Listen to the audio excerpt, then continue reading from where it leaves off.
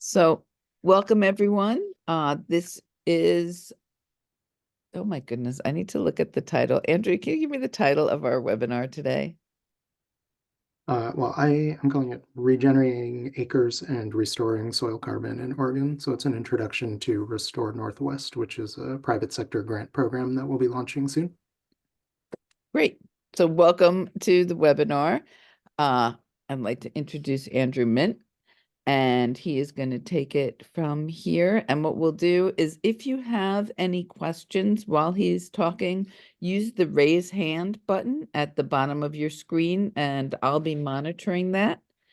And we can go for questions as they come along. So I will hand it over to you, Anthony. I'm Oh, sorry. thank you, Andrea. Have I been Oh, calling geez. you Andrew? I'm so sorry. Oh, no worries. It's one of And those days. yeah, I will also go by Andrew, apparently. But great. Thank you, everybody, for joining. My name is Anthony Mint. I'm co-founder, executive director of Zero Foodprint. We're a nonprofit that is leading collaborations to mobilize the food economy to scale regenerative agriculture. In my past life, I was a chef restaurateur. I'm still on the board of the James Beard Foundation and run successful restaurants and different things. And a lot of what we do is informed by that kind of history.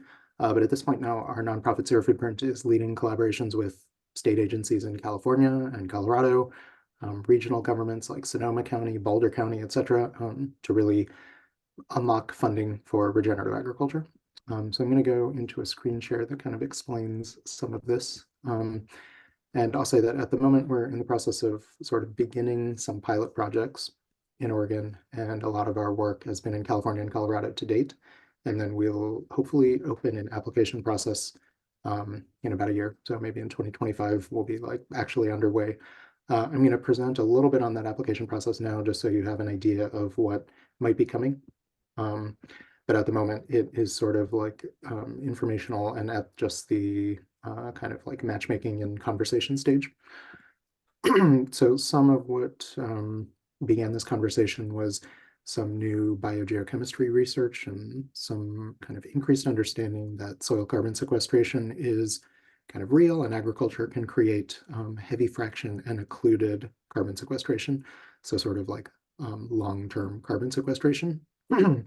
Overall, that starts to elevate agricultural solutions to be really, really big and maybe a primary climate solution. So according to Project Drawdown, agriculture could sequester 489 billion tons of carbon. This program began with the California Air Resources Board, which oversees the state's cap and trade program. And so they were basically looking for ways to increase funding to meet this incredible opportunity and need. As a chef restaurateur, I first became engaged in regenerative agriculture after learning some of this, back in like 2014, 2015, and immediately began working on a restaurant that was championing regenerative ag. So we were, serving beef from some of the Marine Carbon Project pilots. We were serving perennial grains, something called Kernza that was being developed by the Land Institute, and overall sort of trying to position food as a climate solution through this kind of new and optimistic concept. And then after a while, what we found was that it wasn't really making a change in the field. A journalist would ask me, okay, great, I support the restaurant. How does that turn into the next practice and on the next acre on a farm? And it became clear like, oh, it's not actually, like we're sort of rewarding who's already good, let's say, who's graduated, maybe like the valedictorian or something, let's say. But what we really need is to generate more resources for the next practice on the next acre to help more farmers move along a path of continual improvement. And so we shifted from that sort of like consumer awareness, purity contest work to more of a table to farm movement. So this program is really just getting a couple cents from a purchase or any kind of resources and then making them available to farms and ranches. Fundamentally, it's kind of drawing on the same principle that a lot of us kind of know at this point anyway, which is just that, we want to feel good about our purchase. There's a lot of research showing something like 70% of consumers will pay 30% more for the sustainable thing. We're just making it almost like a no-brainer, 1% more. So we have about 75 businesses participating, most of them in California and Colorado at the moment. It could be a wine company, spirits, pasta company, a 3 Michelin star chef. This T-Rex is the Denver Museum of Nature and Science. all the way down to Subway sandwiches. Excuse me, the businesses are sending us 1% of revenue, and we're then sending 95% of those funds out to farm and ranch projects and to pay for technical assistance. So you could think of it sort of like a state or local healthy soils program, but basically funded by the private sector. And so the program was developed with the California Air Resources Board and farmers and California resource conservation districts kind of all together trying to create a very streamlined and simple and transparent program. You can see it here on display at a couple of restaurants. So, over here on the left is a farm to table place. The half chicken was 36 bucks. They joined the program. Now it's $36.36. And they're kind of able to make it clear to the public, like, yes, we're going to the farmer's market and we're going above and beyond. On the right, you'll see at Subway. So the user experience is a little different. This is happening at every location in Boulder, Colorado, for the past 20 months or so. So you walk in the door and there's signs that say, hey, we're teaming up with local farms and ranches to conserve water and build healthy soil. A 1% fee is added. Any diner may opt out. So at this point now, again, it's almost 2 years into the pilot. The franchisee reports literally 0 diners have opted out. I'm not sure. He keeps a little have a penny, take a penny thing on the counter with a few dimes in it. So if somebody wants to opt out, they grab a dime, not a big deal. But through this kind of program, it makes it possible for Subway to directly fund these kinds of projects, even though they can't source differently. And in fact, like if Subway Corporate did this, that would be $160 million a year. So really, really rapid supply chain regeneration could take place if companies would start to engage in this sort of optional mechanism. It's also a possibility for local government to just begin programs that finance this kind of agricultural transition and natural climate solutions. So I'm glad to dig into that, especially in Q&A. So we've been doing this in California and Colorado for the past couple of years. We've generated and awarded about $2 million to over 100 farm projects. And then we're going to basically begin the program and start inviting businesses to participate in Oregon and the Northwest starting in April. And so this is with a few different partners, EcoTrust, Willamette Partnership, and the Oregon Climate and Agriculture Network, ORCAN. I think Carly is also joining us from ORCAN, and so if anybody has questions for me or Carly, we're glad to answer in the Q&A. And then a few companies are participating to kind of help kick it off. So New Seasons, Tillamook, Organically Grown Company, Bob's Redmill, and more. Just for reference, if somehow, 5-10 years from now, there were actual optional fees at restaurants, that would generate something like $100 million a year in Oregon. So really, really rapid change would start to become the norm. The reason for the April launch in part is because New Seasons is organizing a campaign where 1% of sales from partner brands at the at the grocery will go towards the launch of this program. So you can see a bunch of great brands listed. If you go to New Seasons anytime in April and buy any of those brands, you'll know that 1% from that purchase is going directly to fund practices and technical assistance. So in 2024, pilot phase. So we're working with those companies and identifying a few projects in their supply chain that their funds are directly going to implement and help finance. There will be some USDA funds matching. So if any of your producers on this call are in those supply chains, please reach out because funds are starting to become available to them immediately. If you don't have producers in that supply chain in your network, but somebody in your network sells to a different company that might be inclined to start working on this kind of thing, Stoller Vineyards, different companies across Oregon, we would love to work with you. And so there are additional USDA funds available on a matching basis, and I'm glad to kind of answer any detailed questions about that in the Q&A. Again, this is kind of a pilot that is happening this year, and then our hope is that we will just open up applications to all producers starting at some point in early 2025, hopefully. We're not there yet, but I'm going to start explaining what that looks like just so it's clear and you kind of have an understanding of where this is going in the long run. So our program is focused on carbon sequestration. And so we use carbon as a proxy for all the other, water holding capacity, biodiversity, and all the good things. But it is kind of focused on that metric in order for there to be sort of like simple transparency. This is not a carbon credit program or anything like that. The grants in California and Colorado historically have been for up to 25,000, and that's our plan for Restore Northwest too. although it could change and increase. Each project that we do is overseen and coordinated and validated by technical assistance providers like you. So we understand your crucial role in this whole transition and all the progress that's needed, and we fund your time. And so the grants can be for up to 4 practices or so. And at the moment, the grants that we're doing are 1-year grants through this Restore program. Some of the USDA funds can be for multi-year grants. So all producers of food and beverage products intended for human consumption are eligible to apply. And there's some additional eligibility requirements, but for the most part, a lot of producers are eligible. And so the way that we select the projects is, like I said, sort of predicated on optimizing the carbon sequestration. And so this is like a kind of text overview of how it works. And then I have some examples here, so I'll run through quickly. But basically, a farmer submits a grant, a scope of work, a certain number of practices, a certain number of acres for each, and then requests a certain amount of funding. And so in that way, this program is different from a lot of other programs because it is not a pay for practice program with a set rate. Instead, it is sort of like a competitive bid. The farmer is just submitting a project and then requesting funds. You'll see we then take that and then kind of divide their bid by the estimated benefit. And so for us, we're primarily deciding which projects get the funds based on the cost for each ton of modeled carbon sequestration.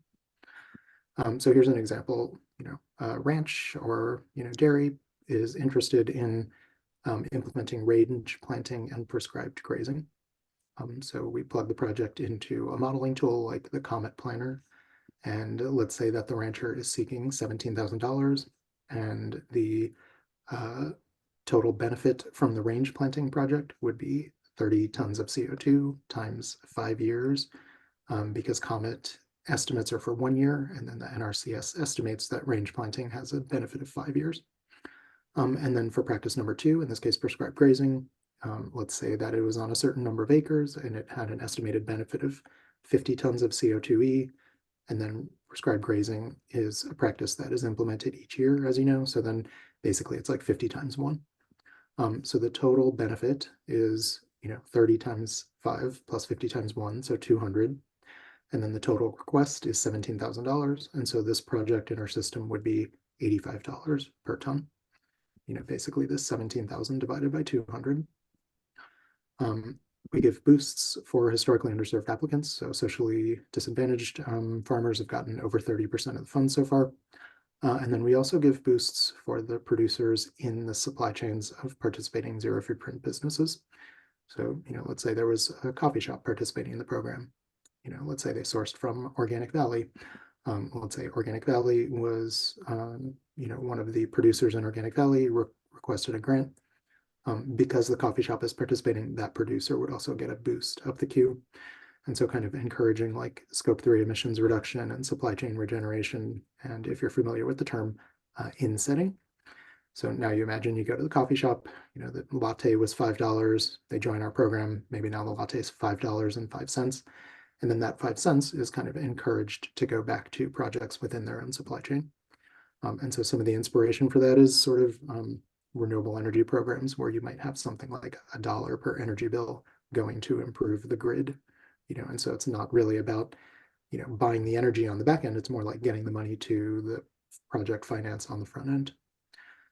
Here's another example that kind of shows the boost. So in this example, there's a socially disadvantaged applicant with an almond orchard project, and they want to plant a bunch of hedgerows. So in this example, they're seeking $25,000 for the practice implementation, $2,000 for technical assistance, and then the hedgerow project sequesters 60 tons of CO2, according to the Comet model or something. So now hedgerows have an estimated benefit of 15 years, according to NRCS, so we multiply that out.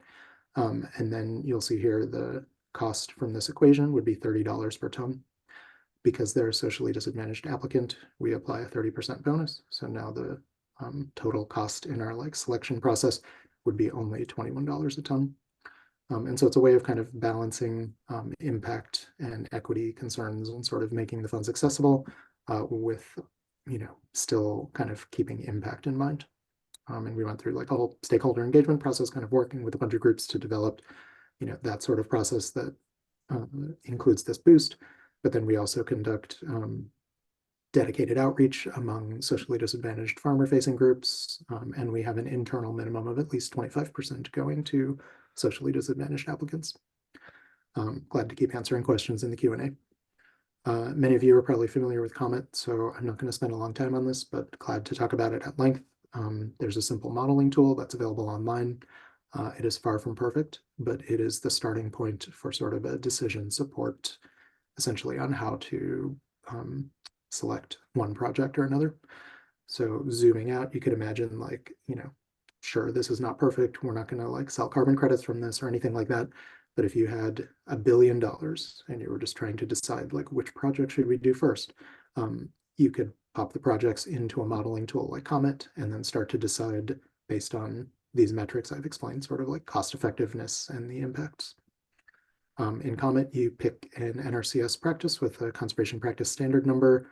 You put in the number of acres, and then it kind of gives you an estimate of the carbon sequestration per year. And then, you don't need to pay super close attention to this, but we have a database with like, probably 100 rows in it or 100 columns. This is like condensed down to just be a few columns. And so basically for each project, we're sort of evaluating, again, like the total cost request from the farmer. Each practice, practice number 1, 12 acres, practice number 2, 3 acres. And then kind of totaling up what the estimated carbon sequestration is from that, and then just dividing and sorting everything, and then just giving out the money from the top to the bottom. That sort of systematic approach is really valuable because it now starts to make it possible for local governments to engage in this kind of work. And so this is a couple different screenshots from Sonoma County's climate action plan, or they call it a climate mobilization strategy. But you can see here, build up the economic capacity, create a sequester local program, and then implementation partners, Recology, Zero Foodprint, local businesses. And so this idea of like, maybe $1 per trash bill starts to get compost onto farms and ranches. Maybe 1% from restaurants and hotels starts to advance regenerative agriculture in a region, much in the way that renewable energy is starting to advance. And so then zooming like way out, 1% may feel kind of modest, but in fact, according to some research groups like Project Drawdown, 1% would actually be enough globally to lower temperatures and solve the climate crisis. So 1% of GDP would be something like $1 trillion a year. And then Project Drawdown has analyzed like 80 or 100 of the top climate solutions. Could be like refrigerant management, wind turbines, solar energy, educating girls, regenerative ag, reducing food waste, and many different projects. And then what they found is that the total cost of implementing all those projects would be something like $30 trillion. So between now and 2050, we could make a huge dent with 1% only. Some other experts like John Doerr and Speed and Scale estimate that that might be much higher if you start to factor in like the stranded assets from the fossil fuel industry and other extractive industries. So maybe it's a little more than 1%, but that's still a good start. And then in terms of regenerative ag, Project Drawdown finds that the benefit of implementing projects is about $40 for each ton of implementation cost. So that's like a global figure that includes the global south. I think in the US, the number is probably closer to like $10, but just to say it again, for each dollar spent implementing regenerative agriculture practices, there's probably about like $10 of benefit between like carbon sequestration, nutrition, water conservation, resilience, farmer profitability, etc. And so for all the reasons, the program that we're running is basically like a private sector program that is scaling up funding for regenerative ag.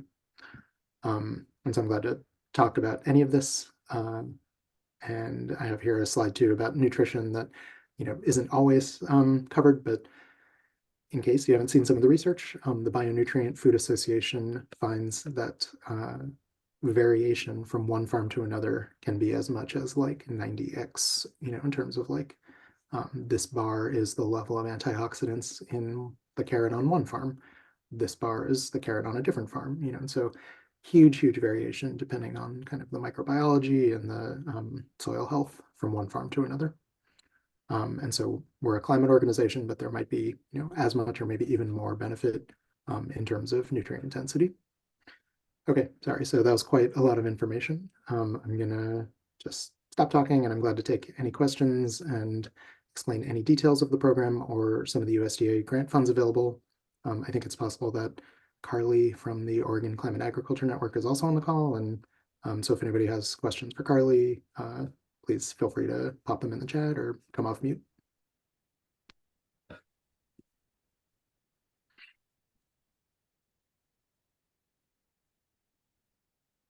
So again, if anyone has any questions or any comments they want to make, raise your hand and I'll take you off of mute.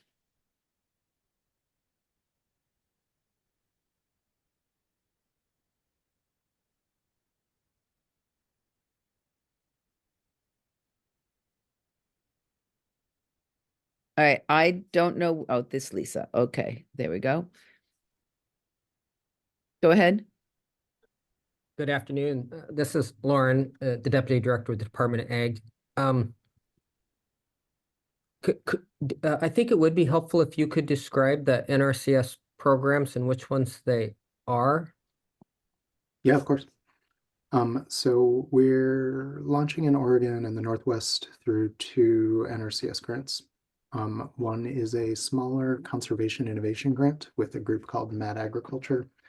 They're based in Boulder, Colorado, and then the grant is called a Regenerative Catalyst Fund. And so a lot of Mad Agriculture's work has started to expand from technical assistance in Colorado to multiple verticals, finance, market development, etc. And so they're working with groups like Timeless Seeds and Food that you may know, the lentil farmers in Montana, all the way to Broadacre in the upper Midwest and Pennsylvania.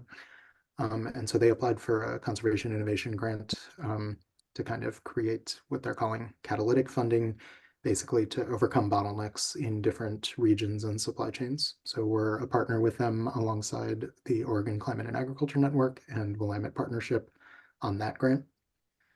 And again, that's kind of like a modest size grant, medium size grant. And then there's a very large grant through the Climate Smart Commodities Program, or Partnerships for Climate Smart Commodities Program, that is overseen by Wolf's Neck Center in Maine.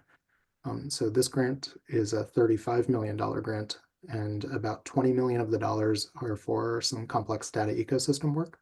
Very glad to explain that if there's time and people are interested, and soil nerds and agriculture experts. And then the other 15, 5 million of it is for soil testing and MRV, 3 million is for technical assistance, and 7 million is for practice implementation. And so Zero Foodprint is the partner on the practice implementation side, and we have, as part of the application, sort of requested the funds that will be deployed with cost sharing from companies. So our goal is to use that 7 million, engage the private sector to chip in their 7 million also, and then in the end do as much as like $14 million of projects in total. The focus of that grant is kind of in the West and Northwest and in the Northeast, with a little bit in Colorado and the mountain regions too.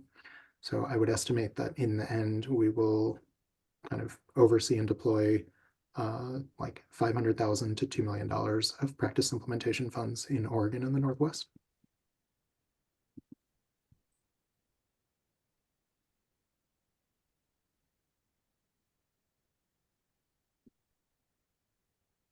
Go ahead, Rob. So as a grower in Central Oregon, what are we talking, the 2024 season, or is this for 2025? And I guess, in short, what qualifying practices would growers be looking at that would be qualifying?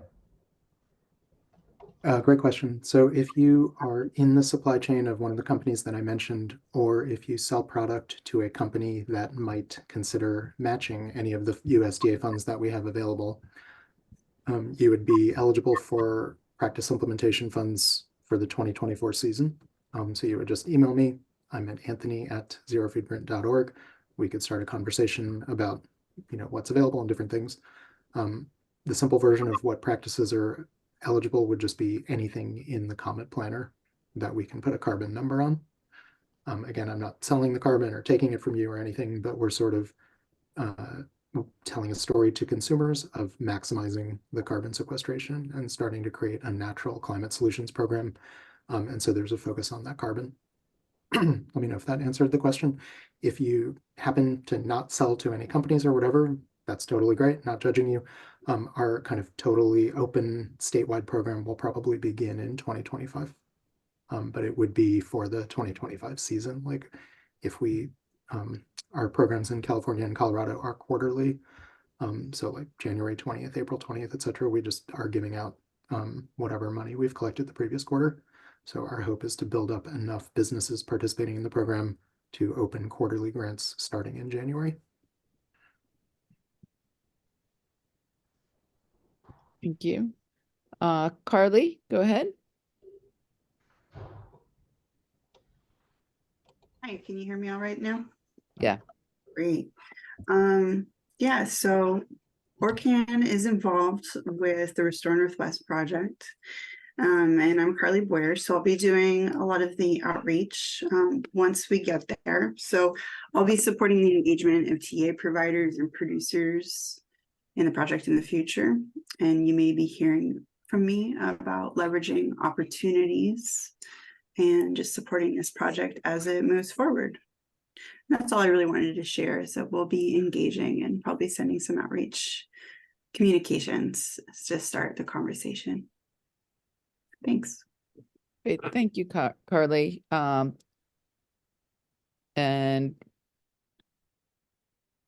whoops.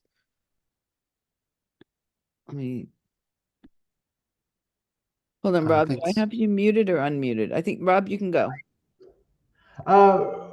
Website the person can go to check for this list of qualifying businesses. You know, is there a resource that we could send people to? That's a great question. I will be kind of creating like a Restore Northwest page on the website soon.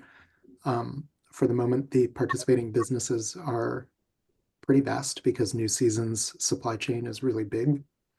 But New Season's, Bob's Red Mill, Tillamook, and Organically Grown Company, who sells to New Seasons is complicated. And so in the end, what would matter is sort of like if a farmer knows a decision maker at the company and has some indication that they might be inclined to fund practice implementation, which is a little bit of a stretch for a lot of companies this early. And so that's why like some of the aforementioned companies you'll recognize as like early leaders in, you know, sustainability and the good food movement, like Organically Grown Company. And so feel free to also just email me about it because the list of participating companies may be growing over time, but we're sort of like respecting their communications and different processes. So we haven't sort of like launched it in a really big public way yet because we haven't all aligned on communications. Great. Rob, did you have another question? No. Okay. Any other questions for Anthony?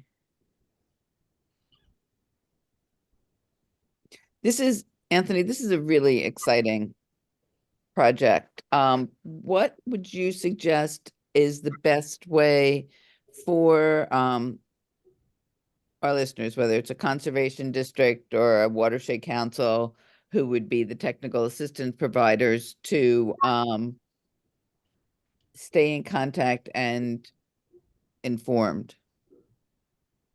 Thanks, Andrea. So, you know, anybody can sign up for our newsletter at zerofoodprint.org.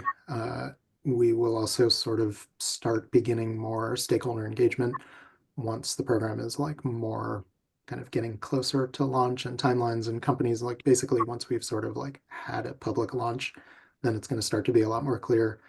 I'm like a month or two away from that happening. And so this is sort of a sneak preview of all this work that's going to be happening. And then I think I would just want to say that for technical assistance providers, you know, hopefully this is just, again, in inclination that in the future there will start to be some additional private sector resources available.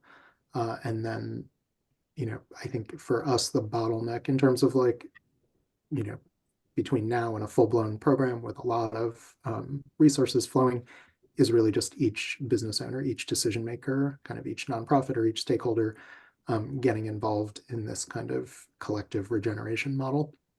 And so if you know anybody who might be interested, kind of has aligned goals of more practices on more acres, please send them our way.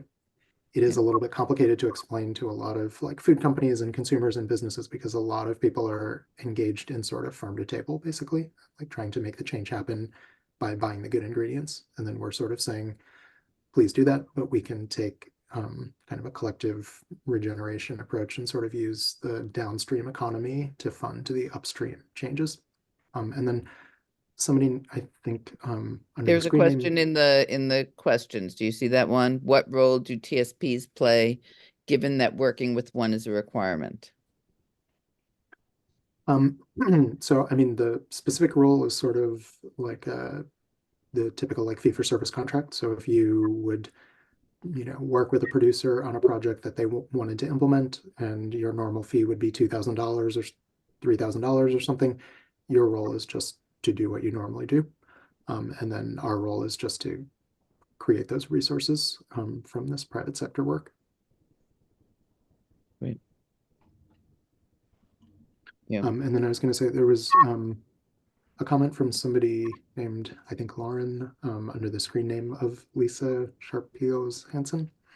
And so I just wanted to say again that in California and Colorado, we just lead collaborations with Department of Food and Ag in California and Department of Ag in Colorado. And again, it's basically just to generate private sector funds that align with state goals. And so I've been trying to form those same collaborations with the Oregon Department of Ag. I met with the markets team. And so if you, Lauren, are up for a meeting, I'm glad to kind of discuss what that looks like, at your convenience.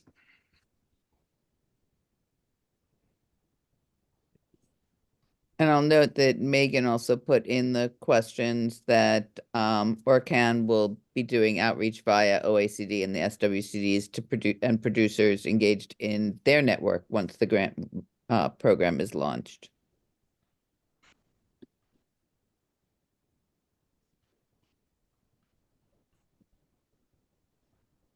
Any other questions or comments?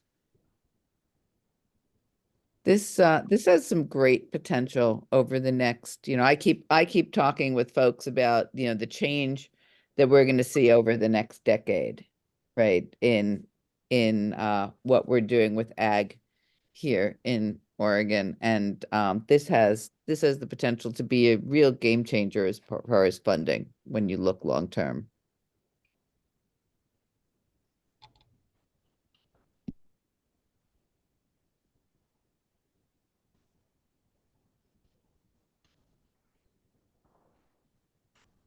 So.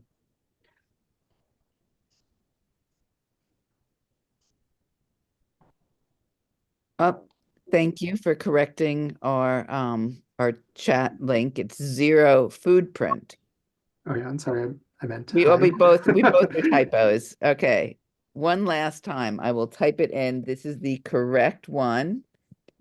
And it is zero foodprint.org. There we go. Correct? Perfect, thank you, sorry.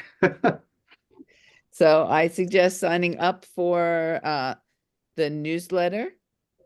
And with that, if there's no other questions, we will close the webinar and keep your ears out for what's going to be going on. So thank you, Anthony. Yeah, of course, thank you. And anybody can email me too with questions or to set up a meeting for kind of individual kind of exploration of synergies and strategy. Right. Super. All right. Thank you all. Thank you again, Andrea. Appreciate it. Thanks, everybody.